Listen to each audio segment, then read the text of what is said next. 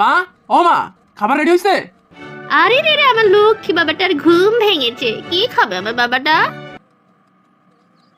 আরে মায়ের আজকে কি হলো, এত ভালো ব্যবহার করতেছে? কুত্তার বাচ্চা ছাড়া যেখানে কথাই বলে না, সেখানে এত ভালো ব্যবহার করতেছে কেন? দেখি তো জিজ্ঞেস করে। কিরে ফিসফিস করছিস কেন? না মানে কিছুই না। তোমার কি শরীর টরীর খারাপ হয়েছে? জ্বর টর আসছে? তুমি ঠিক আছো তো? আমার কি শরীর আছে রে? আমার কি শরীর খারাপ হয় কখনো? আমি তো মানুষ না, রোবট। সারাদিন তোদের পারফরমেন্স খাটি, তোর আর তোর বাবার লুঙ্গি প্যান্ট ধুই, আর তোদের রুমের ময়লা পরিষ্কার করি।